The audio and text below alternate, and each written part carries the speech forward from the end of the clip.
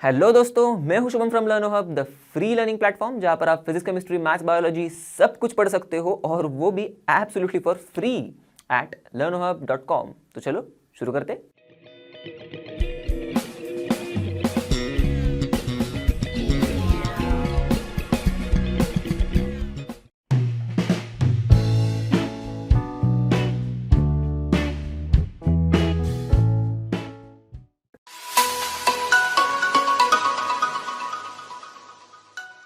तो चलो दोस्तों बढ़ते हैं पहले सवाल की तरफ। What are monosaccharides? तो पूरा चैप्टर पढ़ने के बाद अगर मैं आपसे पूछूं कि मोनोसैकेराइड्स क्या है तो आप तो एकदम इसका आंसर अच्छे से दे ही दोगे, राइट। मोनोसैकेराइड्स मतलब क्या? तो ऐसे कार्बोहाइड्रेट्स जिनका हम लोग हाइड्रोलाइसिस करने पर हमें कोई भी सिंपलर यूनिट नहीं मिलेगा पॉलीहाइड्रोक्सी एल्डिहाइड्स या फिर पॉलीहाइड्रोक्सी कीटोन्स का, बस। तो इनका एग्जाम्पल तो आपको तो पता ही है, मतलब इस धरती के ऊपर अगर ऐसा बोला जाए तो probably the most abundant organic molecule glucose है और यही है मोनोसैकेराइड का एग्जाम्पल। आपने तो इसके बारे में पूरी रामायण महाभारत पढ़ी होगी चैप्टर में, राइट। इसको हम लोग डेक्सट्रोज भी कहते हैं। और भी कई मोनोसैकेराइड्स के एग्जाम्पल्स है क्योंकि नेचर में 20 नेचुरली ऑकरिंग मोनोसैकेराइड्स पाए जाते हैं। तो फ्रुक्टोज भी है एग्जाम्पल अगर आपको चाहिए तो, और राइबोज भी है। ओके, तो चलो दोस्तों देखते हैं नेक्स्ट सवाल। What are reducing sugars? तो ऐसे कार्बोहाइड्रेट्स जो फेलिंग सॉल्यूशन को या फिर टॉलरेंस रिएजेंट को रिड्यूस कर दे, यही होते हैं रिड्यूसिंग शुगर्स। अब आपने फेलिंग सॉल्यूशन और टॉलरेंस रिएजेंट तो अच्छे से पढ़ा ही होगा, एकदम एकदम मस्त एल्डिहाइड कीटोन के चैप्टर में। अब कई सारे डाइसैकेराइड्स भी रिड्यूसिंग शुगर्स होते हैं, ओके। जैसे कि समझ लो जैसे कि एग्जाम्पल में माल्टोज या फिर लैक्टोज, पर कुछ एक्सेप्शंस भी है जैसे कि सुक्रोज। और डाइसैकेराइड के अलावा जो भी मोनोसैकेराइड्स आप देखोगे वो अल्डोज हो या फिर कीटोज हो, सारे के सारे रिड्यूसिंग शुगर्स होंगे। तो चलो दोस्तों देखते हैं नेक्स्ट सवाल। Write two main functions of carbohydrates in plants. अब इतनी तो बायोलॉजी आपने पढ़ी ही होगी कि आप कार्बोहाइड्रेट्स के 2 मेन फंक्शंस तो बता ही दोगे प्लांट में, राइट। बचपन से पढ़ते आ रहे। सेल वॉल में सेलुलोज होता है, बहुत मेन कंपोनेंट होता है सेल वॉल का वो। तो सेल वॉल में सेलुलोज है। सेलुलोज क्या है? सेलुलोज पॉलीसैकेराइड है, राइट। इसके अलावा ग्लूकोज, खुद प्लांट कितना ग्लूकोज बनाता भी है और खुद प्लांट कितना ग्लूकोज खाता भी है, मतलब कितना ग्लूकोज यूज भी करता है रेस्पिरेशन के लिए, क्योंकि एनर्जी प्रोड्यूस कर सके वो। तो बस, तो चलो दोस्तों अब देखते हैं नेक्स्ट सवाल। Classify the following into monosaccharides and disaccharides. Okay, तो हम लोग ने पढ़ाई है मोनोसैकेराइड्स चैप्टर में, कौन से है डाइसैकेराइड्स वो भी पढ़े हुए हैं। तो राइबोज ये तो है हमारा एल्डोपेंटोज, राइट। एल्डिहाइड ग्रुप है और 5 कार्बन वाला मोनोसैकेराइड है ये, ओके। 2-डीऑक्सीराइबोज ये इसी का भाई है, समझ लो। इसके ही दूसरे कार्बन के ऊपर जो हाइड्रोक्सिल ग्रुप है उसमें से ऑक्सीजन चुरा के लेके जाते हैं। तो चुरा के लेके जाने के बाद इसके पास ऑक्सीजन नहीं रहेगा दूसरे कार्बन पर, इसीलिए 2-डीऑक्सी, ऑक्सीजन गायब। राइबोज उसी का भाई, ओके। तो ये भी मोनोसैकेराइड है, हमने पढ़ा है। राइबोज भी तो एल्डोपेंटोज मतलब मोनोसैकेराइड ही है। माल्टोज, हाँ ये माल्टोज तो बना हुआ है अल्फा डी ग्लूकोज और अल्फा डी ग्लूकोज से। 2 अल्फा डी ग्लूकोज मिलेंगे, मतलब ये तो मोनोसैकेराइड नहीं होगा, ये तो डाइसैकेराइड ही है, राइट। फिर गैलेक्टोज, अब ये तो समझ लो ग्लूकोज का ही जुड़वा भाई है, तो ये भी मोनोसैकेराइड। फ्रक्टोज ये ग्लूकोज का चचेरा भाई है, समझ लो, ओके, क्योंकि ये कीटोहेक्सोज है, हमारा ग्लूकोज एल्डोहेक्सोज है, ओके, तो ये भी मोनोसैकेराइड। और लैक्टोज, अब लैक्टोज भी बना हुआ है बीटा डी गैलेक्टोज से और बीटा डी ग्लूकोज से, ओके। तो 2 मोनोसैकेराइड से बन रहा है डाइसैकेराइड। चलो तो हो गया। तो चलो दोस्तों देखते हैं नेक्स्ट सवाल। What do you understand by the term glycosidic linkage? Okay, तो काफ़ी इंटरेस्टिंग और काफ़ी आसान सा भी है। देखो 2 मोनोसैकेराइड, ये एक मोनोसैकेराइड है, ये एक मोनोसैकेराइड है। अब इनको जुड़ना है भाई, ओके। तो जुड़ने के लिए ये क्या करते, एक दूसरे के साथ जुड़ते जब है तब वाटर मॉलिक्यूल को भगा देते हैं। वाटर मॉलिक्यूल बोलते भाग जाओ, तो वाटर मॉलिक्यूल भाग जाता है। अब जुड़ने के बाद इनके बीच में जो लिंकेज होता है, इसमें बीच में ना ऑक्सीजन फंस जाता है। अब कैसे फंसता है वो हम लोग बाद में देखेंगे एकदम एग्जाम्पल की मदद से, पर ऑक्सीजन बीच में ये लिंक में फंस जाता है ना, तो ऐसा जो लिंकेज जिसमें 2 मोनोसैकेराइड जुड़ रहे हैं थ्रू ऑक्सीजन एटम, ओके, तो ऐसे लिंकेज को हम लोग कहते हैं ग्लाइकोसाइडिक लिंकेज, ओके। अब देखते हैं 2 मोनोसैकेराइड कुछ एग्जांपल लेके। तो ये देखो हम लोग ने लिया माल्टोज का एग्जांपल, ये तो डाइसैकेराइड है हमारा। अल्फा डी ग्लूकोज 2 ले लिए, ओके।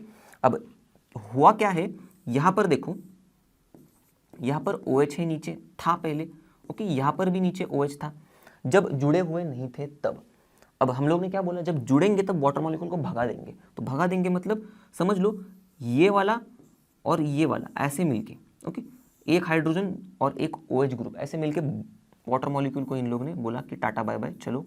तो बचा क्या, बस ये ऑक्सीजन जो यहाँ पर है देखो, और इस ऑक्सीजन की मदद से ही ये दोनों जुड़ जाएंगे, ऐसी लाइफलाइन बन जाएंगी इनकी, एक दूसरे को पकड़ के चलेंगे। तो ऐसे लिंकेज को यहाँ पर दिख रहा है जैसे, जिसमें ऑक्सीजन है बीच में, ओके, और इसके थ्रू जुड़ रहे दो मोनोसैकेराइड, इसी को कह रहे हैं हम लोग ग्लाइकोसाइडिक लिंकेज। तो चलो मित्रों बढ़ते हैं अगले सवाल की तरफ। What is glycogen, how is it different from starch. तो ग्लाइकोजन मतलब हम लोग ने पढ़ा है चैप्टर में, ये तो पॉलीसैकेराइड है जिसको हम लोग हाइड्रोलाइसिस करेंगे तो ग्लूकोज ही ग्लूकोज मिलेंगे। अब स्टार्च से अलग क्यों है, एक्चुअली हम लोग इसको एनिमल स्टार्च भी कहते हैं, क्यों, क्योंकि इसका जो स्ट्रक्चर है वो अमाइलोपेक्टिन जैसा ही है, ओके। अब अमाइलोपेक्टिन क्या है पता ही हमें, स्टार्च के दो कंपोनेंट है, अमाइलोज और अमाइलोपेक्टिन। तो इसका स्ट्रक्चर अमाइलोपेक्टिन जैसा होने की वजह से ये हम लोग एनिमल स्टार्च बोलते हैं इसको, पर ये अलग स्टार्च से इस बात में है क्योंकि अमाइलोपेक्टिन से भी इसका स्ट्रक्चर ज़्यादा ब्रांच्ड है। तो बस यही था डिफरेंस इन दोनों के बीच में। तो चलो दोस्तों देखते हैं नेक्स्ट सवाल। What are the hydrolysis products of, first sucrose, second lactose. तो किक करके देखते सुक्रोज का। तो सुक्रोज हम लोग को तो पता ही है केन शुगर होता है, और इसका फॉर्मूला होता है C12H22O11, राइट। ये बनता है किससे, जिससे बन रहा है उसी में टूटेगा, बस। तो हाइड्रोलिसिस कर रहे हैं हम लोग, तो ये बन रहा है ग्लूकोज से हमें पता है, और फ्रुक्टोज से, तो टूटेगा भी उसी में।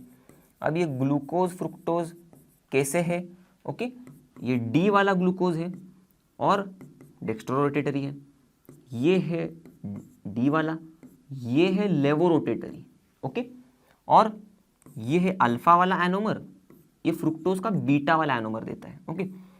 तो फॉर्मूला तो एकदम डिट्टो सेम रहेगा, क्योंकि एकदम दोनों भी मैंने बोला ना चचेरे भाई, ये C6H12O6 प्लस C6H12O6, ओके। तो आप देखोगे, देखो C12H22, क्योंकि देखो यहाँ से वाटर मॉलिक्यूल दो ऐड हो रहे हैं तो H24 हो जाएंगे यहाँ पर। ऑक्सीजन भी कितना होगा 12, 11 और 1 12, तो 6 और 6 12 ऐसे, ओके। अब लैक्टोज के बारे में देखते हैं। तो लैक्टोज तो हमें पता ही है मिल्क शुगर है ये, ओके। तो ये भी है C12H22O11। अब क्यों, क्योंकि ये भी जिससे बन रहा है इसी में ही टूटेगा ये। अब ये किससे बनता है, अभी हम लोगों ने देखा था पिछले सवाल में, बीटा डी गैलेक्टोज से और बीटा डी ग्लूकोज से, और दोनों भी है मैंने बताया था एकदम जुड़वा भाई। तो C6H12O6 और C6H12O6 कर दिया इनका हाइड्रोलिसिस और बता दिए इनके प्रोडक्ट्स भी। तो चलो दोस्तों देखते हैं नेक्स्ट सवाल। What is the basic structural difference between starch and cellulose. अब इस सवाल में थोड़ा मजा आने वाला है क्योंकि ये थोड़ा इंटरेस्टिंग है, क्योंकि जो डिफरेंस है इन दोनों के बीच में ये इतना छोटा सा है, पर दोनों के प्रॉपर्टीज पूरे के पूरे बदल ही जाते हैं। देखो पहले हम लोग स्टार्च से शुरू करते हैं, सेलुलोज हम लोग बाद में देखेंगे। पहले स्टार्च में ये बना हुआ होता है अल्फा डी ग्लूकोज से, मतलब ये तो स्टार्च तो हमें पता ही है पॉलीसैकेराइड है, पर ये कौन से मोनोसैकेराइड से बना है, किससे बना है, अल्फा डी ग्लूकोज की यूनिट से बना है, राइट। अब सेलुलोज के केस में भी हम लोग देखेंगे किससे बना है वो, पर स्टार्च का जो स्ट्रक्चर होता है ये दो कंपोनेंट्स होते हैं उसमें, ओके, अमाइलोज और अमाइलोपेक्टिन। अब अमाइलोज में कैसा होता है, जो अल्फा डी ग्लूकोज के जो यूनिट्स है, मतलब अल्फा डी ग्लूकोज के जो मॉलिक्यूल्स है वो एक दूसरे के साथ एकदम स्ट्रेट चेन में जुड़े होंगे। चलो तो स्ट्रेट चेन में जुड़े हुए होते, कैसे जुड़े हुए होते, एक मॉलिक्यूल दूसरे मॉलिक्यूल से C1C4 ग्लाइकोसाइडिक लिंकेज से जुड़ा हुआ है। कैसे, C1C4, ओके। कैसे, देखो एक अल्फा डी ग्लूकोज का जो मॉलिक्यूल है उसका कार्बन 1 दूसरे अल्फा डी ग्लूकोज के कार्बन 4 के साथ जुड़ रहा है, ओके, थ्रू ग्लाइकोसाइडिक लिंकेज। अब हम लोग ने तो पढ़ा ही अच्छे से कि ग्लाइकोसाइडिक लिंकेज कैसे होता है, वाटर मॉलिक्यूल का लॉस हो जाएगा, ओके, यहाँ का एक OH, यहाँ का एक OH ऐसे, तो एक H और एक OH निकल जाएगा, ओके। वो हम लोग ने एकदम अच्छे से देखा हुआ है प्रीवियस सवाल में कि ग्लाइकोसाइडिक लिंकेज कैसे बनता है। तो ये ऐसा C1C4 ग्लाइकोसाइडिक लिंकेज बनाता है अमाइलोज। अब अमाइलोपेक्टिन के केस में देखेंगे तो ये तो भाई एकदम मल्टी टैलेंटेड है, ये तो एकदम स्ट्रेट चेन में C1C4 ग्लाइकोसाइडिक लिंकेज बना देगा। मतलब ये स्ट्रेट चेन में अल्फा डी ग्लूकोज यूनिट्स को अरेंज, मतलब इसमें स्ट्रेट चेन में भी alpha D glucose units arranged होंगे, ओके। कैसे होंगे, बाय C1C4 ग्लाइकोसाइडिक लिंकेज। और ब्रांचिंग भी होंगी। ओके, अमाइलोपेक्टिन में ब्रांच्ड चेन भी बनती है अल्फा डी ग्लूकोज यूनिट की। कैसे ब्रांचिंग होती है? तो देखो, एक स्ट्रेट चेन का एक लास्ट वाला मॉलिक्यूल ले लिया हम लोग ने, उसके कार्बन 1 पर एक OH होगा नीचे, राइट। अल्फा डी ग्लूकोज की बात करें तो नीचे ही OH होता है फर्स्ट कार्बन पर, एनोमेरिक कार्बन पर। तो ये वाला OH, और दूसरे स्ट्रेट चेन में कोई भी एक अल्फा डी ग्लूकोज का मॉलिक्यूल लो, उसका जो 6th कार्बन है ये वाला, तो इसके पास भी एक OH होता है, राइट, CH2OH। ये देखो ऐसे CH2OH ये वाला। तो यहाँ का जो OH है यहाँ कार्बन 1 वाले OH के साथ जुड़ जाएगा। मतलब कैसे जुड़ेगा? HOH निकल जाएंगे पानी बन के, सेम ग्लाइकोसाइडिक लिंकेज बनेगा। अब यहाँ पर कैसा बन रहा है ग्लाइकोसाइडिक लिंकेज? देखो C1C6 ऐसे ग्लाइकोसाइडिक लिंकेज बन रहा है ब्रांचिंग में। ओके, तो ये थी पूरी कहानी स्टार्च की। अब आगे देखेंगे हम लोग सेलुलोज की कहानी कैसे चलती है। अब सेलुलोज में जो हमारा मोनोसैकेराइड है जिससे सेलुलोज पूरा का पूरा बना हुआ है वो है बीटा डी ग्लूकोज। बस इतना सा डिफरेंस है स्टार्च और सेलुलोज में। क्या कि एक तो अल्फा डी ग्लूकोज से बना हुआ है और दूसरा बीटा से। अब हमको तो पता ही है alpha D glucose beta D glucose क्या होते हैं, एनोमर्स होते हैं, राइट। मतलब जो कार्बन 1 है, एनोमेरिक कार्बन है ग्लूकोज का, उसके ऊपर OH का जो पोजीशन है उसके ऊपर हम लोग बताते हैं कि अल्फा या बीटा है। मतलब कार्बन 1 पर अगर OH राइट पे होगा तो अल्फा होता है, बीटा में कार्बन 1 का OH जो है वो लेफ्ट पे होगा, ओके, तो बीटा होता है, बीटा एनोमर। अब बस OH ग्रुप के पोजीशन की वजह से पूरा का पूरा खेल ही बदल रहा है। एक काम क्या कर रहा है स्टार्च, क्या काम कर रहा है, प्लांट्स ग्लूकोज को स्टोर करते हैं in the form of starch, right. और दूसरा सेलुलोज का क्या काम हो गया, प्लांट्स का जो सेल वॉल होते हैं, बैक्टीरिया के जो सेल वॉल होते हैं हमें तो पता ही है, उसमें सेलुलोज बहुत मेन कंपोनेंट है। देखो मतलब एक तो शील्ड जैसे है और एक तो स्टोरेज मॉलिक्यूल जैसे यूज हो रहा है। अब चलो पहला डिफरेंस हम लोग ने अभी आपको समझ में आया होगा कि स्टार्च में अल्फा डी ग्लूकोज होता है मोनोसैकेराइड, सेलुलोज में बीटा डी ग्लूकोज होता है। ये तो पहला डिफरेंस है। दूसरा हम लोग ने क्या देखा था, स्टार्च में अमाइलोज अमाइलोपेक्टिन से बने हुए होते हैं, राइट। अमाइलोज में स्ट्रेट चेन होता है C1C4। यहाँ पर क्या होता है, देखो यहाँ पर भी स्ट्रेट चेन ही होता है, ओके, पर स्ट्रेट चेन होगा C1C4 के बीच में, ओके, ग्लाइकोसाइडिक लिंकेज के बीच में। पर यहाँ पर कोई भी ब्रांच चेन नहीं बनता। जैसे कि हम लोग ने देखा था स्टार्च में अमाइलोपेक्टिन वाले कंपोनेंट में ब्रांचिंग हो रही थी C1 to C6, यहाँ पर सिर्फ स्ट्रेट चेन होगा।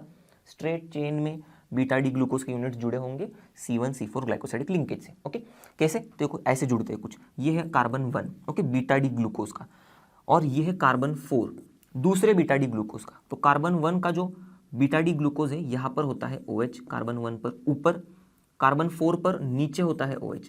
तो ये एक OH ऐसा जा सकता है और ये एक H ऐसे, तो पानी बन जाएगा। तो देखो ऑक्सीजन बचा, तो ये ऑक्सीजन के से ये लोग जुड़ रहे हैं और इसी को हम लोग कहते हैं ग्लाइकोसाइडिक लिंकेज, राइट। और कैसा हो रहा है ये ग्लाइकोसाइडिक लिंकेज, C1 के और C4 के बीच में, एक बीटा डी ग्लूकोज के C1 और दूसरे बीटा डी ग्लूकोज के C4 के बीच में। तो ये था डिफरेंस इन दोनों के स्ट्रक्चर में। तो चलो दोस्तों देखते हैं नेक्स्ट सवाल। What happens when D glucose is treated with the following reagents? Okay, तो अब हम लोग ग्लूकोज के साथ गेम खेलने वाले। अब गेम में अलग अलग प्लेयर्स आएंगे, तो देखते हैं ग्लूकोज के साथ वो कैसा गेम खेलते हैं। तो चलो पहले डी ग्लूकोज को हम लोग लेंगे और किसके साथ ट्रीट करना है हमें, हाइड्रोजन आयोडाइड के साथ। तो डी ग्लूकोज में कुछ ऐसे लिख देता हूँ एकदम सिंपल, ओके।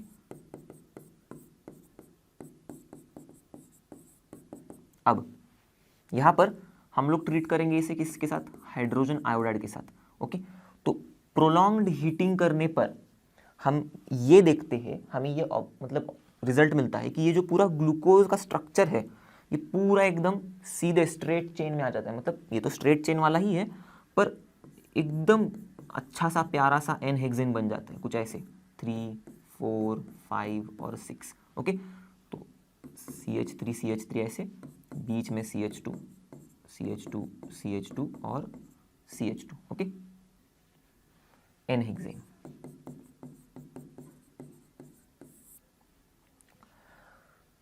अब ब्रोमीन वाटर के साथ कैसा गेम खेल रहा है ग्लूकोज, देखते हैं। अब यही ग्लूकोज लेंगे हम लोग, डी वाला हमारा। अब जैसे ही ब्रोमीन वाटर हम लोग इसमें ऐड करेंगे तो हमें तो पता ही है ब्रोमीन वाटर कैसा है, एकदम माइल्ड ऑक्सीडाइजिंग एजेंट है। तो ये ग्लूकोज को ऑक्सीडाइज करने वाला है, राइट। तो ऑक्सीडाइज करेगा किसको, ये ग्लूकोज के एल्डिहाइड को, क्योंकि माइल्ड ऑक्सीडाइजिंग एजेंट है। तो एल्डिहाइड एकदम खुशी खुशी बोलेगा कि यार मुझे ऑक्सीडाइज कर दो, चलो तो ऑक्सीडाइज कर दो, तो ये ऑक्सीडाइज हो जाएगा कार्बोक्सिलिक एसिड में से C double bond O COOH ऐसे इसमें। ओके, और ये तो नीचे वाला पार्ट तो वैसे ही रहेगा CHOH4 और CH2OH। ओके, तो इसे हम लोग कहते हैं ग्लूकोनिक एसिड। ओके, और अब इसी के साथ हम लोग ट्रीट करवाएंगे इसको। तीसरा क्या दिया है हमें, नाइट्रिक एसिड। अब नाइट्रिक एसिड हमें पता है कि स्ट्रॉन्ग ऑक्सीडाइजिंग एजेंट है, तो ये ना ग्लूकोज को छोड़ेगा ना ही इस अल्कोहल ग्रुप को छोड़ेगा। ये बोलेगा कि चलो आजा, अब दोनों को भी ऑक्सीडाइज कर देता हूँ मैं। तो यहाँ पर ऑक्सीडाइज होने के बाद क्या होगा, ये ऊपर भी COH, ये बीच में CHOH वैसे ही रहेंगे। ओके, खुश एकदम, और नीचे भी COOH हो जाएगा। ओके, ये CH2OH भी पूरा का पूरा कार्बोक्सिलिक एसिड ग्रुप में बदल जाएगा, हाइड्रोक्सिल या अपना अल्कोहल वाला ग्रुप। ओके, और ये बनाएगा सैकरिक एसिड। तो बस हो गया ग्लूकोज के साथ गेम खेल के। तो चलो मित्रों देखते हैं अगला सवाल। Enumerate the reactions of D glucose which can not be explain by it's open chain structure. Okay, तो सबसे पहला रिएक्शन शिफ्स टेस्ट। ओके, ये ओपन चेन स्ट्रक्चर नहीं एक्सप्लेन कर पाया, मतलब इसमें शिफ्स टेस्ट हम लोग नॉर्मली यूज करते हैं एल्डिहाइड का प्रेजेंस डिटेक्ट करने के लिए, राइट, है या नहीं है ये देखने के लिए।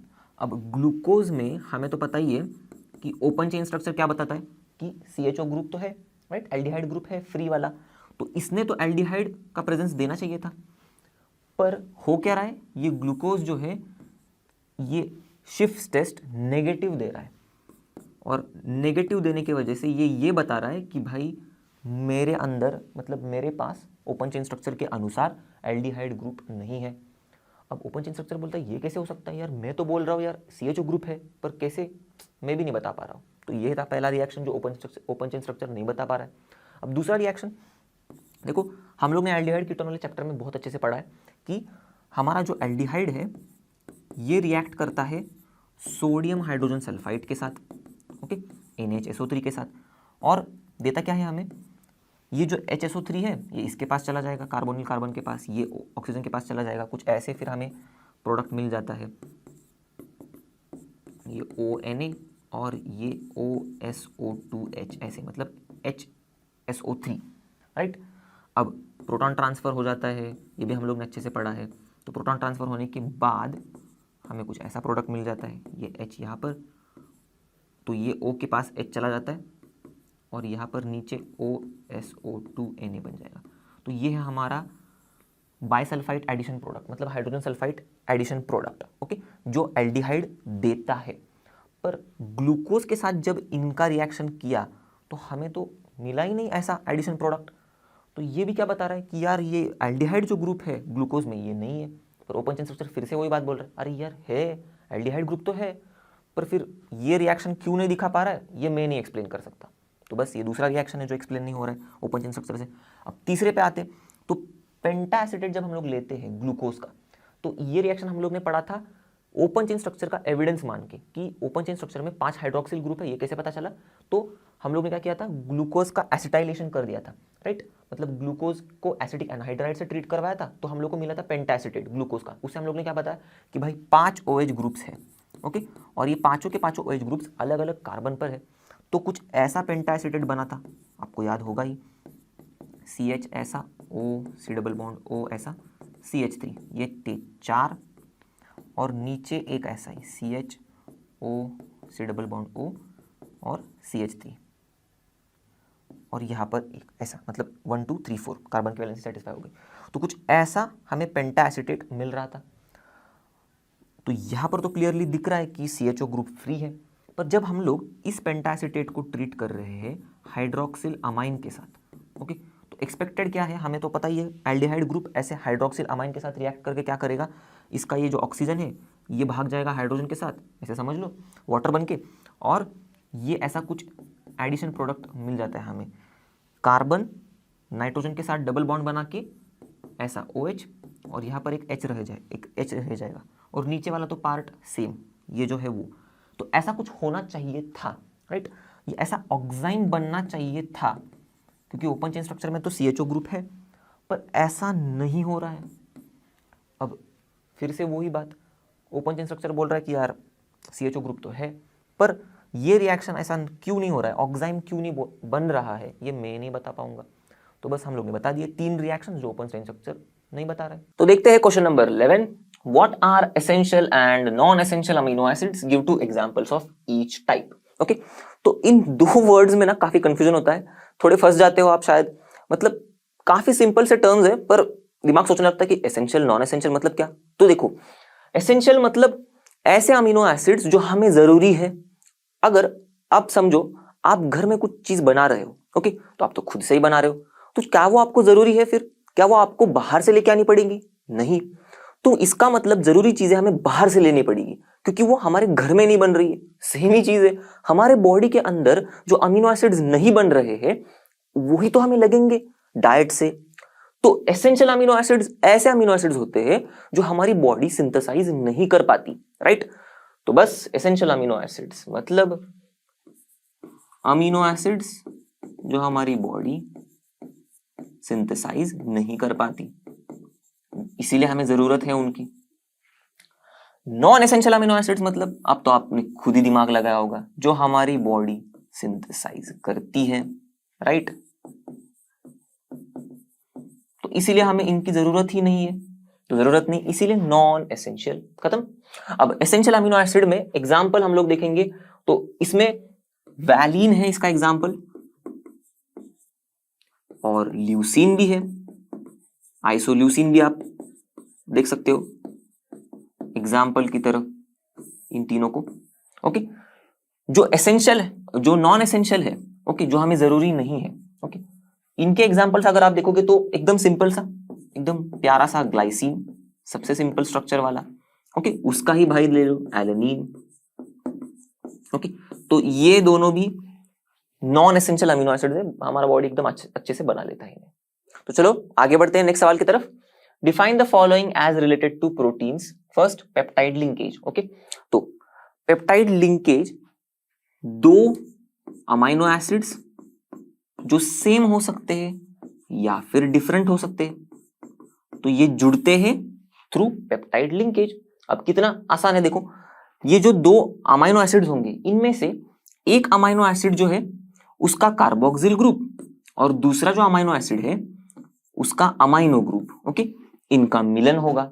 जब इनका मिलन होगा तब वाटर मॉलिक्यूल निकल जाएगा, भाग जाएगा। कैसे भाग जाता है, देखो सिंपल सी चीज है, यहां पर NH2 जो है, ऐसे भी हम लोग लिख सकते हैं इसे, तो यहां से एक हाइड्रोजन और इस कार्बोक्सिल ग्रुप का OH ग्रुप, दोनों बोलेंगे चलो दोस्ती कर लेते और भाग जाते वाटर मॉलिक्यूल की मदद से, मतलब वाटर मॉलिक्यूल बन के भाग जाते, तो ये लोग ऐसे निकल जाते। तो होगा क्या, ये जो कार्बोनिल ग्रुप है C डबल बॉन्ड O और ये जो बचा हुआ NH है, ये जुड़ जाएंगे और इसी को हम लोग कहते हैं पेप्टाइड लिंकेज। इसे हम लोग अमाइड लिंकेज भी कहते हैं। ओके, चलो अब आगे देखते हैं प्राइमरी स्ट्रक्चर को।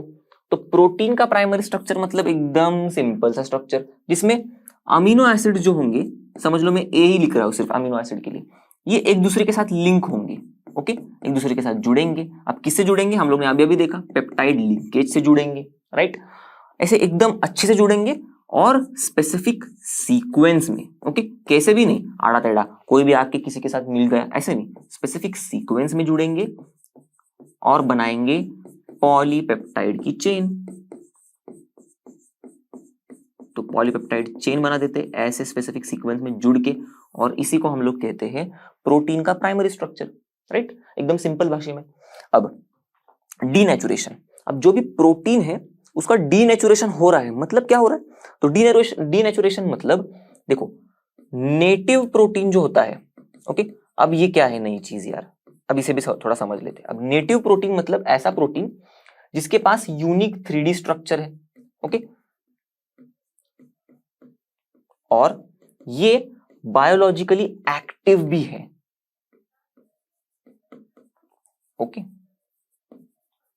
कहां पर, बायोलॉजिकल सिस्टम में, ओके, लिविंग सिस्टम में इनके पास 3D स्ट्रक्चर है और ये बायोलॉजिकली एक्टिव भी है। ऐसे प्रोटीन्स को हम लोग नेटिव प्रोटीन कहते हैं।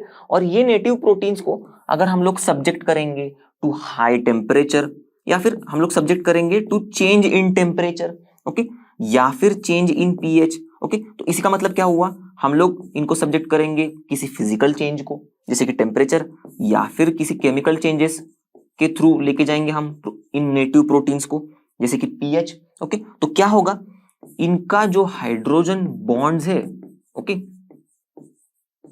इन नेटिव प्रोटीन्स में जो हाइड्रोजन बॉन्ड्स है जिनकी वजह से इनके स्ट्रक्चर्स, मतलब सेकेंडरी स्ट्रक्चर, टर्शियरी स्ट्रक्चर एकदम अच्छे से जुड़े हुए हैं, इंटैक्ट है, ये हाइड्रोजन बॉन्ड्स टूट जाएंगे। और फिर क्या होगा, सिंपल सी बात है, सेकेंडरी स्ट्रक्चर और टर्शियरी स्ट्रक्चर भी डिस्ट्रॉय हो जाएंगे। तो बचेगा क्या, सिर्फ प्राइमरी स्ट्रक्चर बचेगा इंटैक्ट। ओके, अब इस पूरे चक्कर की वजह से हो क्या रहा है मालूम है, ये जो नेटिव प्रोटीन था जो बायोलॉजिकली एक्टिव था, ये बन जाता है बायोलॉजिकली इनएक्टिव। मतलब ये इसका खुद का कर्म ही भूल जाता है, क्या करूं मैं, दिशाहीन हो गया प्रोटीन, राइट। अब इस पूरे प्रोसेस को ही कहते हैं हम लोग डीनेचुरेशन ऑफ प्रोटीन, राइट। तो इसका एग्जांपल को तो आप तो अगर रोज अंडे खाते होगे तो आपको पता ही होगा, जैसे कि हम लोग अंडे उबालते हैं तो जो एग व्हाइट होता है, जो लिक्विड होता है, राइट, अंडे के अंदर, पर बॉईल करने के बाद ये एग व्हाइट एकदम सॉलिड हो जाता है। यही एग व्हाइट क्या दिखाता है, डीनेचुरेशन। जो एग व्हाइट होता है वो प्रोटीन होता है, हम लोग बॉईल करते हैं, देखो फिजिकल चेंज को उसको लेके गए, मतलब फिजिकल चेंज कर दिया उसके साथ, तो टेम्परेचर चेंज कर दिया, बढ़ा दिया, तो डीनेचर हो गया पूरा प्रोटीन। अब पीएच का जैसा आप दही तो खाए होंगे, तो कर्ड में भी जो दूध है, तो दूध से कर्ड बनता है, राइट। तो दूध में जो बैक्टीरियाज होते हैं ये लैक्टिक एसिड प्रोड्यूस करते हैं। अब लैक्टिक एसिड प्रोड्यूस करने से क्या होगा, पीएच चेंज होगा, खत्म। तो पीएच के चेंज की वजह से जो मिल्क में जो प्रोटीन होता है खत्म, वो डीनेचर हो जाता है, डीनेचर होके कर्ड बन जाता है। तो चलिए दोस्तों देखते हैं नेक्स्ट सवाल, what are the common types of secondary structure of proteins. अब देखो प्रोटीन्स जो है हम लोग ने देखा था प्राइमरी स्ट्रक्चर में ये पॉलीपेप्टाइड चेन में एग्जिस्ट कर रहे थे। अब यही पॉलीपेप्टाइड चेन जिस शेप में एग्जिस्ट करती है उसी को हम लोग कहते हैं सेकेंडरी स्ट्रक्चर। ओके, तो ये दो टाइप के शेप्स में एग्जिस्ट करती है, मतलब दो स्ट्रक्चर्स में एग्जिस्ट करती है, इन्हीं को हम लोग को पढ़ना है अभी। तो देखो अल्फा हेलिक्स और बीटा प्लीटेड शीट। ओके, अब इसमें पहले हम लोग देखेंगे अल्फा हेलिक्स को। तो इन सबसे पहले देखते हैं कि दोनों भी स्ट्रक्चर्स में होता क्या है। ओके, तो दोनों भी स्ट्रक्चर्स में हाइड्रोजन बॉन्डिंग होती है।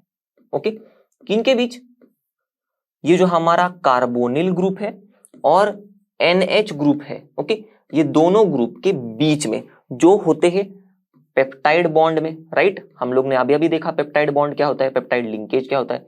तो जो पेप्टाइड लिंकेज है हमारा, इनमें जो कार्बोनिल ग्रुप है और NH ग्रुप है, इनके बीच में हाइड्रोजन बॉन्डिंग होगी दोनों भी स्ट्रक्चर्स में। अब दोनों में स्ट्रक्चर्स में फर्क इतना ही है कि ये जो शेप में एग्जिस्ट कर रहा है ये थोड़ी अलग है। देखो ये अल्फा हेलिक्स शेप में एग्जिस्ट कर रहा है, और इसमें जो हाइड्रोजन बॉन्डिंग हो रही है, ये देखो ये कार्बोनिल ग्रुप जो है ये एडजेसेंट है इस NH ग्रुप को। ओके, मतलब एडजेसेंट टर्न पर है। देखो ये एक टर्न है, ये एडजेसेंट टर्न पर जो कार्बोनिल ग्रुप है ये हाइड्रोजन बॉन्डिंग करता है उसके एडजेसेंट टर्न वाले NH ग्रुप के साथ। ओके, तो ये होता है अल्फा हेलिक्स स्ट्रक्चर में। यहां पर देखो बीटा प्लीटेड शीट में जो हमारे पॉलीपेप्टाइड चेन्स है उनको एकदम मैक्सिमम एक्सटेंट तक खींचा जाता है, एकदम एकदम जोर से एकदम खींच लेंगे इनको, और फिर बाद में क्या करेंगे, इनको ऐसे सजा देंगे एकदम साइड बाय साइड। जैसे कि ये देखो एक चेन है पॉलीपेप्टाइड चेन, तो इसको सजा दिया, एकदम ऐसे लगा दिया बाजू में दूसरे पॉलीपेप्टाइड चेन के, ऐसे, क्योंकि ये वाली को इसके बाजू में। और फिर क्या होगा, फिर दोनों बोलेंगे चलो हैंडशेक कर लेते हैं। तो यही हैंडशेकिंग हो रही है इनके बीच में, हाइड्रोजन बॉन्डिंग बनके। देखो यहाँ पर ये जो कार्बोनिल ग्रुप है, ओके, इस चेन का, ये दूसरे वाले चेन के जो NH ग्रुप है, तो इसके बीच में हाइड्रोजन बॉन्डिंग हो रही है, देखो O और H के बीच में। ओके, अब ये कार्बोनिल ग्रुप देखो इस पॉलीपेप्टाइड चेन का है और इस पेप्टाइड लिंकेज का पार्ट है। ओके, इस पेप्टाइड लिंकेज का C double bond O NH। ये पॉलीपेप्टाइड चेन में देखो ये जो NH ग्रुप है ये इस पेप्टाइड लिंकेज का पार्ट है, देखो C double bond O NH। तो ये पेप्टाइड लिंकेज की जो कार्बोनिल ग्रुप और NH ग्रुप, इनके बीच में ऐसी हाइड्रोजन बॉन्डिंग हो रही है और कुछ ऐसा बीटा प्लीटेड शीट स्ट्रक्चर बन रहा है। अभी हम लोग बीटा प्लीटेड शीट क्यों कहते हैं, क्योंकि ये देखो कुछ ऐसे ड्रेपरी तो आपको पता ही होगी, तो ड्रेपरी के ऊपर जो प्लीटेड फोल्ड होते हैं कुछ ऐसे ही इनका स्ट्रक्चर दिखता है, इसलिए बीटा प्लीटेड शीट इनका नाम रखा गया। चलो देखते हैं नेक्स्ट सवाल, what type of bonding helps in stabilising the alpha helix structure of proteins. अभी हम लोग ने एकदम इन डेप्थ देखा था अल्फा हेलिक्स स्ट्रक्चर कैसा है प्रोटीन का, राइट, सेकेंडरी स्ट्रक्चर कैसा है, उनमें कौन सी बॉन्डिंग देखी थी हम लोग ने, हाइड्रोजन बॉन्डिंग, राइट। तो ये जो हमारा कार्बोनिल ग्रुप है, ओके, इसके जो एडजेसेंट टर्न पर जो NH ग्रुप है इनके बीच में हाइड्रोजन बॉन्डिंग हो रही है, और ये दोनों भी जो है ओके कार्बोनिल ग्रुप और NH ग्रुप हम लोग ने देखा ये कहां पर है, पेप्टाइड बॉन्ड्स में है, राइट। तो ये जो हाइड्रोजन बॉन्डिंग हो रही है ये स्टेबलाइज कर रही है प्रोटीन के अल्फा हेलिक्स स्ट्रक्चर को। चलो दोस्तों बढ़ते अगले सवाल की तरफ। Differentiate between globular and fibrous proteins, एकदम मजेदार चीज है। देखो इनके नाम में थोड़ा आंसर छुपा हुआ है। देखो ग्लोब्यूलर और फाइब्रस, तो ये होंगे फाइबर लाइक, राइट, ये होंगे ग्लोब्यूल लाइक, कुछ स्फेरिकल, राइट। यही इनका पहला डिफरेंस है। अब ये कैसे बन रहे स्फेरिकल और कैसे बन रहे फाइबर लाइक, इसे थोड़ा समझ लेते हैं। ओके देखो ये जो हमारे फाइब्रस प्रोटीन्स हैं इनके जो पॉलीपेप्टाइड चेन्स है ये ऐसे पैरेलली अरेंज्ड है ऐसे।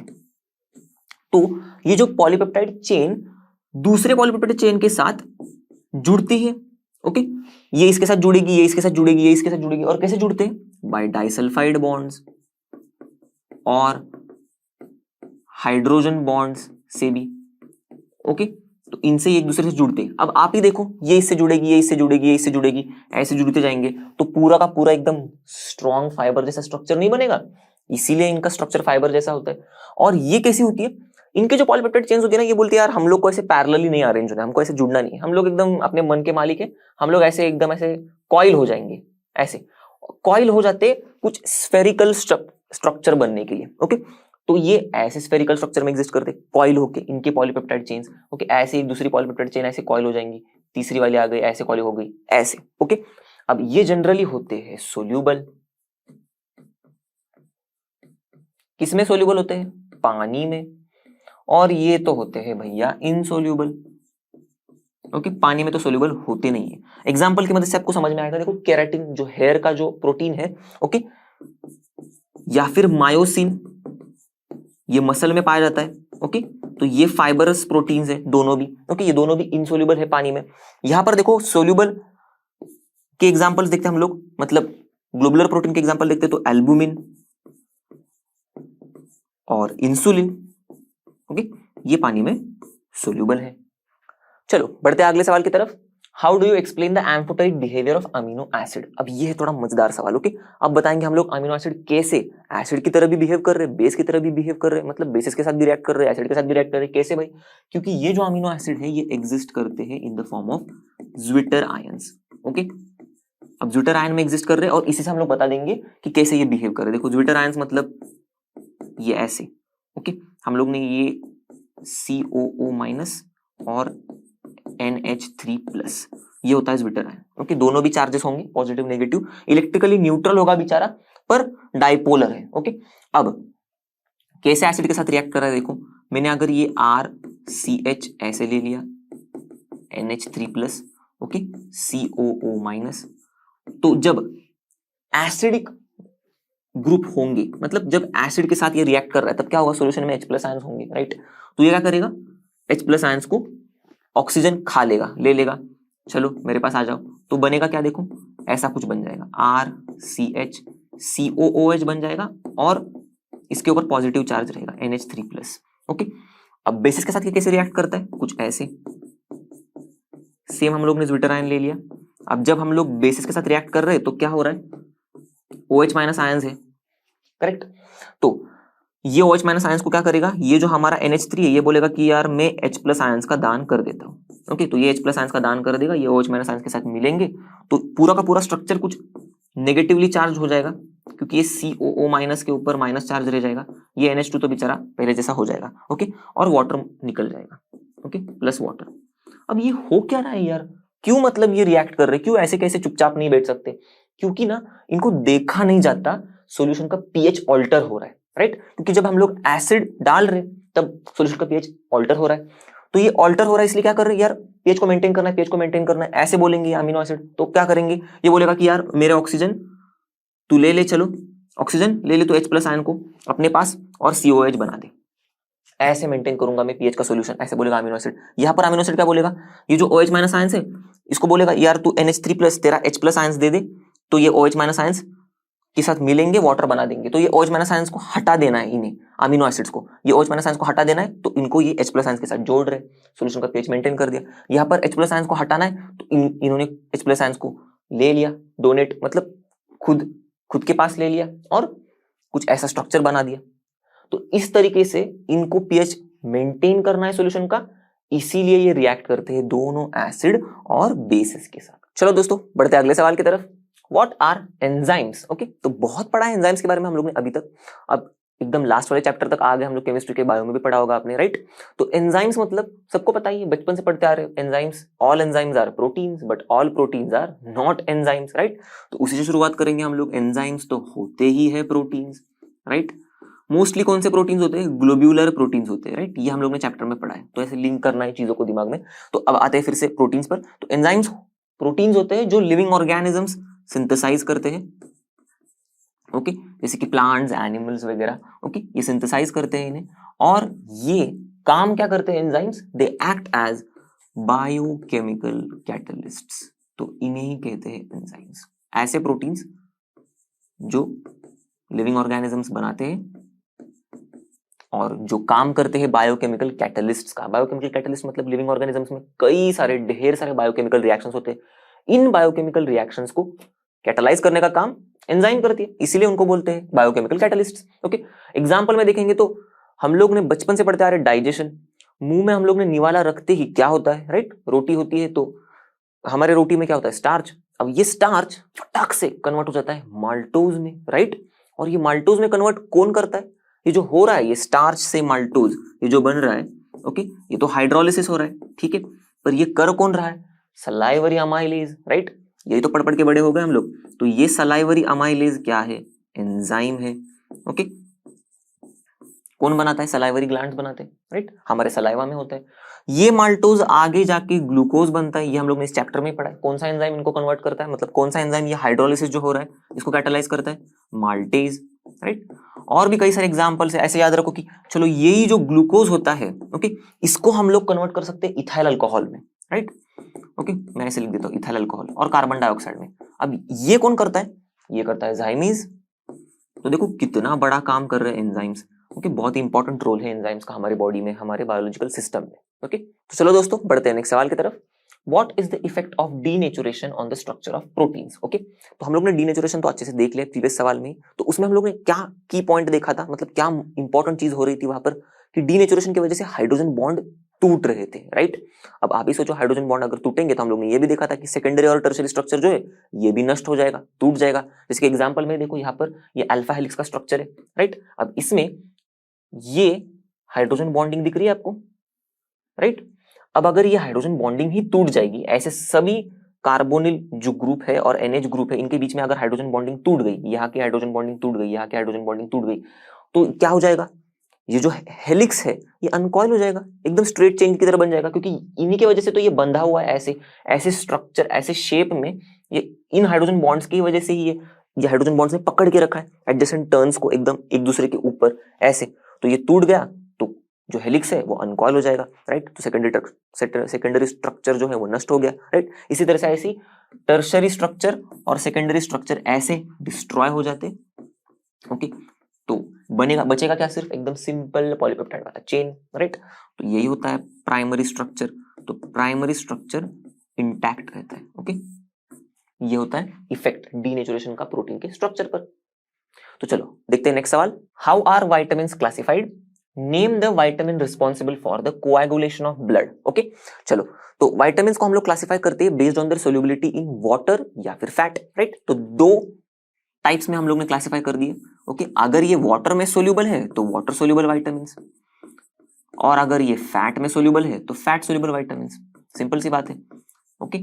अब आगे बढ़ते हैं वाटर सोल्यूबल वाइटामिन्स की तरफ। तो वाटर सोल्यूबल वाइटामिन्स, इनकी ड्रॉबैक क्या है कि ये वाटर में सोल्यूबल है, इनकी मतलब खासियत यही है, पर ड्रॉबैक भी यही है क्योंकि ब्लड में ये सोल्यूबल हो जाते हैं, राइट। ब्लड में तो बहुत सारा परसेंट में वाटर ही होता है। अब ब्लड में सोल्यूबल हो जाते हैं तो ये क्या होता है, फिर किडनी में जब ये ब्लड जाता है तब ये किडनी जो होती है हमारी, ये फिल्टर नहीं कर पाती इन विटामिन को, तो यूरिन से ये निकल जाते हैं, राइट। थ्रू यूरिन ये एक्सक्रीट हो जाते हैं और इसी के वजह से हमें रेगुलर इंटेक लेना चाहिए वाटर सोल्यूबल वाइटामिन्स का, बहुत इंपॉर्टेंट है। अगर रेगुलरली इंटेक नहीं लेंगे तो बॉडी में से वाइटामिन, जो वाटर सोल्यूबल वाले वाइटामिन है, ये निकलते चले जाएंगे तो डेफिशिएंसी हो जाएगी। अब बस देखो नॉलेज कितना इंपॉर्टेंट है, अब पता चल गया कि ये इंपॉर्टेंट है, हमें रेगुलरली इनका इंटेक लेना है, तो बस पता चले आपकी कौन से वाइटामिन है बस, राइट। तो कौन से वाइटामिन है, विटामिन बी और सी। ओके, अब ये जो एक्सक्रीट हो जाते हैं, ओके, ये स्टोर नहीं किए जाते बॉडी में, इनमें एक एक्सेप्शन है। तो विटामिन बी में ही जो B12 है, लास्ट वाला भाई इनका, ओके, ये बॉडी में स्टोर किया जाता है। ओके, यही सिर्फ एक्सेप्शन है, बाकी के सारे विटामिन बी वाले जो टाइप्स है और विटामिन सी जो है एस्कॉर्बिक एसिड, ये स्टोर नहीं होते। ओके, तो सारे बाकी के कौन से होते हैं, विटामिन बी में होता है 1 2 3, 4 को ओमिट कर दो, 5 6 7, फिर 8 को ओमिट कर दो, फिर आएगा 9 और 12, राइट। तो ये होते हैं 8 vitamin B, vitamin C. Okay, हो गया, वाटर सोल्यूबल हो गया। अब आते हैं फैट सोल्यूबल की तरफ। तो ये फैट में सोल्यूबल होते हैं, राइट, और ये स्टोर किए जाते हैं बॉडी में। कहां पर स्टोर होते हैं, लिवर में स्टोर होते हैं। ओके, एडिपोज टिश्यू में स्टोर होते हैं। एडिपोज टिश्यू मतलब फैट स्टोरिंग टिश्यू होते हैं। ओके, अब बस पता चले अब ये कौन से हैं, तो ये होते हैं ADE के। ओके, ऐसे याद रखो, ADE के। BC तो गायब हो गया बीच में, सी, राइट। तो ए के बाद BC गायब, फिर DE और फिर लास्ट में के। अब पूछा क्या है कि कौन सा विटामिन रिस्पॉन्सिबल है फॉर कोएगुलेशन ऑफ ब्लड। देखो यहाँ पर के, कोएगुलेशन का के मतलब साउंड में देखो, कोएगुलेशन के, और विटामिन के ही रिस्पॉन्सिबल है इसके लिए। ओके, अब ये मिलता है हमें ग्रीन लीफी वेजिटेबल से, तो ये थोड़ा एक्स्ट्रा बता रहा हूं मैं, मतलब पूछा तो नहीं है पर बता इसलिए रहा हूं क्योंकि विटामिन के चाहिए हमारे बॉडी में, क्योंकि अगर ये नहीं होगा तो ब्लड कोएगुलेट नहीं होगा जल्दी, राइट। और ये मिलता है हमें ग्रीन लीफी वेजिटेबल से, तो इसीलिए खाओ ग्रीन लीफी वेजिटेबल्स, खाओ, राइट। चलो बढ़ते हैं अगले सवाल की तरफ। Why are vitamin A and vitamin C essential to us, give their important sources. Okay, तो इंपॉर्टेंस इनका समझना है तो किस चीज के लिए, हमारे बॉडी के कौन से पार्ट के लिए इनका होना जरूरी है, राइट, ये समझना होगा। तो विटामिन ए जरूरी होता है विजन के लिए। ओके, और खास करके कौन से पार्ट के लिए, रेटिना के लिए बहुत इंपॉर्टेंट होता है हमारा विटामिन ए। ओके, और ये इंपॉर्टेंट होता है स्किन के लिए भी, राइट। तो इस एज में तो आपको बस उसी चीज की पड़ी होती है, मैं कैसा दिख रहा हूँ, मैं कैसे दिख रही हूँ, राइट। तो बस भाई विटामिन ए खा लो, एकदम हेल्दी ग्लोइंग स्किन पा लो, राइट। तो इन दोनों चीजों के लिए इंपॉर्टेंट है। तो हम लोग इनका इंपॉर्टेंस और अच्छे से समझ पाएंगे तब जब हम लोग को पता चलेगा कि इनके डेफिशिएंसी से होता क्या है, राइट। तो दूसरी चीज हम लोग ये देखेंगे डेफिशिएंसी से क्या हो रहा है। तो देखो विजन को इंपैक्ट करेगा कैसे, अगर इनकी डेफिशिएंसी हो गई तो नाइट ब्लाइंडनेस हो जाता है भैया, अंधेरा हो जाएगा, दिख नहीं पाएगा आपको थोड़ा थोड़ा। ओके, और दूसरा चीज ऐसा हो जाता है ज़ीरोफ्थेल्मिया करके एक डिजीज हो जाता है। ओके, तो ये क्या होता है, इसका मतलब जो हमारे आईज में, ओके, एकदम सेंटर में, ओके, कॉर्निया करके चीज होती है, आपने तो पढ़ा ही होगा, ये एकदम ट्रांसपेरेंट सी होती है, यहां से लाइट पास होती है अंदर, ओके, फिर प्यूपिल से अंदर जाती है, फिर रेटिना पर पड़ती है लाइट। तो ये जो कॉर्निया है ये हार्ड हो जाता है, ओके, अगर विटामिन ए खाओगे नहीं तो, और इस डिजीज को बोलते हैं ज़ीरोफ्थेल्मिया। ओके, चलो अब आगे बढ़ते हैं विटामिन सी के इंपॉर्टेंस की तरफ। तो विटामिन सी हमारे गम्स के लिए बहुत इंपॉर्टेंट है। ओके, अगर विटामिन सी की डेफिशिएंसी हो गई तो हमें स्कर्वी हो जाएगी, ये होता है ब्लीडिंग गम्स, गम्स में से खून निकलना शुरू हो जाएगा। ओके, चलो अब इंपॉर्टेंट सोर्सेस की तरफ बढ़ते हैं। तो विटामिन ए जो है इसके इंपॉर्टेंट सोर्सेस है, बचपन से पढ़ते आओ, कैरेट गाजर का हलवा खाओ, राइट, फिर दूध पियो, बटर खाओ, राइट, और फिश लिवर ऑयल भी खाओ, इससे भी आपको विटामिन ए अच्छे से मिल जाएगा एकदम। ओके, अब बढ़ते हैं विटामिन सी की तरफ। तो विटामिन सी देखो, सी से सिट्रस फ्रूट्स याद आना चाहिए, ऐसे याद रखो। तो सिट्रस फ्रूट्स खाओ, सिट्रस फ्रूट्स मतलब लेमन, ऑरेंज, जैसे तो पता ही आपको। ओके, आंवला खाओ, ओके, और ग्रीन लीफ वेजिटेबल्स खाओ। फिर से आ गई ग्रीन लीफ वेजिटेबल्स पर।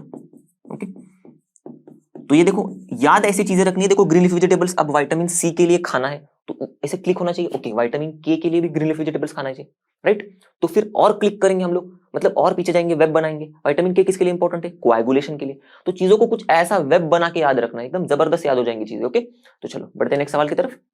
चलो, what are nucleic acids, mention their two important functions. Okay, तो न्यूक्लिक एसिड्स मतलब हम लोग तो पूरा चैप्टर ही पढ़ रहे हैं बायोमोलिक्यूल्स के ऊपर, तो न्यूक्लिक एसिड्स भी होते ही है बायोमोलिक्यूल्स, राइट।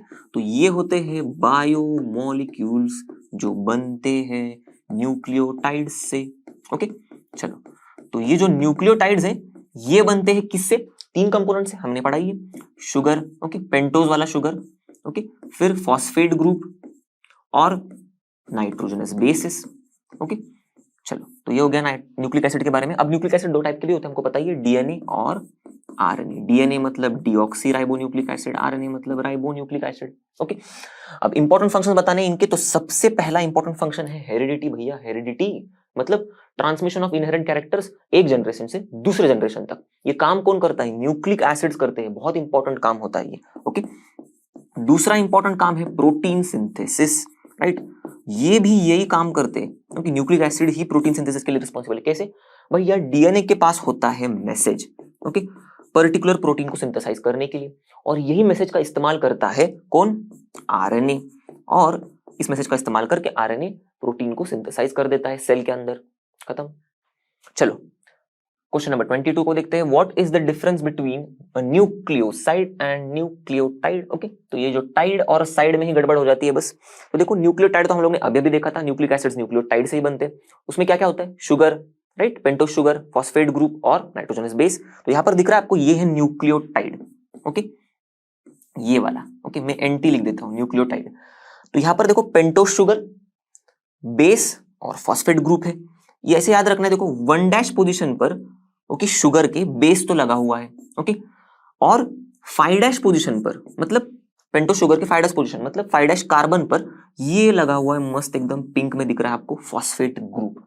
अब बस इतना ही याद रखना है, ये जो एकदम सुंदर सा फॉस्फेट ग्रुप दिख रहा है यहाँ पर न्यूक्लियोटाइड में, ये हो जाएगा अगर गायब यहां पर देखो, तो बन जाएगा न्यूक्लियोसाइड। बस, आपको तो न्यूक्लियोटाइड याद है, अब न्यूक्लियोसाइड भी याद हो गया, राइट? तो इसमें होता क्या है? देखो 1' कार्बन पर सिर्फ बेस होता है, 5' कार्बन पर नॉर्मली जो भी CH2OH है वही रहेगा पेंटोस शुगर का, फॉस्फेट ग्रुप गायब होता है। चलो, the two strands in DNA are not identical but are complementary, explain. Okay, ये भी थोड़ा इंटरेस्टिंग सा सवाल है। देखो क्यों नहीं आइडेंटिकल होते? क्योंकि देखो ये जो दो स्ट्रैंड्स है डीएनए की, ओके, ये ऐसे जुड़े हुए बाय हाइड्रोजन बॉन्डिंग, राइट? अब ये जो हाइड्रोजन बॉन्डिंग होती है, ये होती है किनके बीच? तो बेसिस के बीच होती है, नाइट्रोजन बेसिस के बीच हाइड्रोजन बॉन्डिंग होती है। और ये ऐसी कोई भी बेस किसी के बेस मतलब कोई भी बेस दूसरे बेस के साथ ऐसे उठ के बॉन्ड नहीं बना देता, right? Specific pair of basis के बीच में ही होती है ये बॉन्डिंग, राइट? चलो, तो मतलब इसका मतलब ये जो एडेनाइन है ये थाइमिन के साथ ही 2 हाइड्रोजन बॉन्ड से जुड़ेगा, 2, और साइटोसिन जो है ये ग्वानिन के साथ 3 हाइड्रोजन बॉन्ड से जुड़ेगा। ओके, तो इसी के वजह से ये जो स्ट्रैंड्स है ये आइडेंटिकल नहीं हो सकते। आइडेंटिकल होंगे तो फिर मतलब आइडेंटिकल हो क्यों नहीं सकते? क्योंकि देखो अगर एडेनाइन एडेनाइन के साथ बॉन्ड बना सकता है, ओके, तो ही आइडेंटिकल स्ट्रैंड्स बन सकते हैं, राइट? पर यहां पर तो ऐसा नहीं हो रहा है। यहां पर तो एडेनाइन थाइमिन के साथ ही बॉन्ड बना सकता है, साइटोसिन ग्वानिन के साथ ही बॉन्ड बना सकता है, राइट? वो भी डबल बॉन्ड, ये ट्रिपल बॉन्ड। तो इसके वजह से ये आइडेंटिकल नहीं है। अब कॉम्प्लीमेंट्री है मतलब क्या? मतलब इसका यूज कैसे करते हैं हम लोग, या फिर कॉम्प्लीमेंट्री इसको समझेंगे कैसे? देखो इसका मतलब अगर 2 स्ट्रैंड्स है डीएनए में, तो अगर एक स्ट्रैंड पर हमें अगर पता है कि सीक्वेंस क्या है, ओके, बेसिस का, समझो यहाँ पर एडेनिन है, यहाँ पर थाइमिन है, यहाँ पर साइटोसिन है, यहाँ पर ग्वानिन है, फिर से साइटोसिन है, फिर से थाइमिन है, ऐसे, तो हम लोग पता लगा सकते हैं कि उसके जो बगल वाला ही जो स्ट्रैंड है, ओके, इस स्ट्रैंड पर क्या सीक्वेंस होगा नाइट्रोजनस बेसिस का, क्योंकि हमें पता ही एडेनिन थाइमिन के साथ ही जुड़ेगा, राइट? थाइमिन एडेनिन के साथ ही जुड़ेगा, साइटोसिन ग्वानिन के साथ, ग्वानिन साइटोसिन के साथ, साइटोसिन ग्वानिन के साथ, थाइमिन एडेनिन के साथ।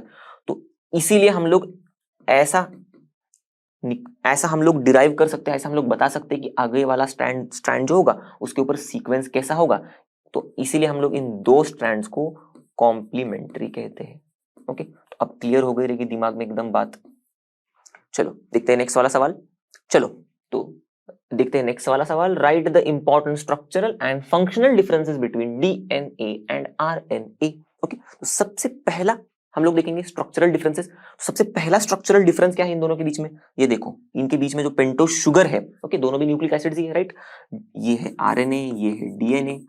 ओके, मतलब ये आरएनए का पेंटोस शुगर है, ये है डीएनए का पेंटोस शुगर।